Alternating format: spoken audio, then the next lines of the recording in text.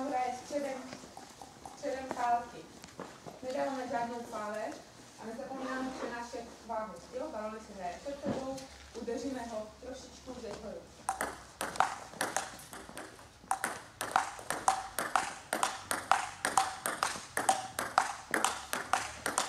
Můžete klidně rozhodit a vyberou od toho. A teď co se týká pohybu. Dívejte mírně o toho prouzí, Ondra moc ne. Já si nemám někde. Balony hraju ze zhora, nedávám už žádnou pálež, přenáším váhu, můžu hrát blíž u stolu, to se týká pohybu trošku dál od stolu.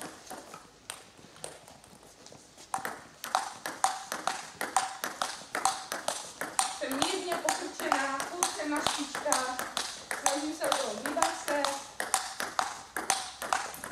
Vystačilo? Nějaké dotazy, prosím? Forehandu? Jo, protože já jsem říkala, ať on mě jenom rozhodí. Ale kdybyste chtěli vidět, jak Ondra se hýbe, tak si myslím, že budete mít šanci to uvidět. Jo? Takže, prosím. Já nevím kdy. Dobře, tak to byl forehand. Můžu ještě něco k tomu dodat, nebo někdo se něco zeptá? Myslím, že v průběhu toho kempu, teď je to zbytečné. Tak, co se týká backhandu, jak jsem říkala postavení. Buď takto, nebo rovně. Když to postavíte rovně, tak nic neskazíte. Hrajeme středem pálky, provedeme balony dopředu.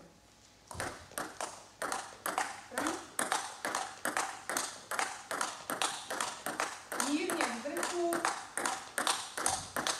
Když jste prosím na postavení, čtvrtě mírně předkloněný, žádné toto, jo, tak potom nemůžeme hrát.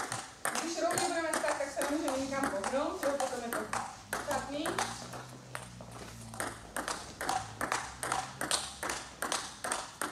Žádné odchylky, odklánění zapěstí, jo, zapěstí je furt rovno. Dá se hrát forehand na backhandu. Prosím, forehand přenášíme váhy, backhand, forehand přenášíme váhy.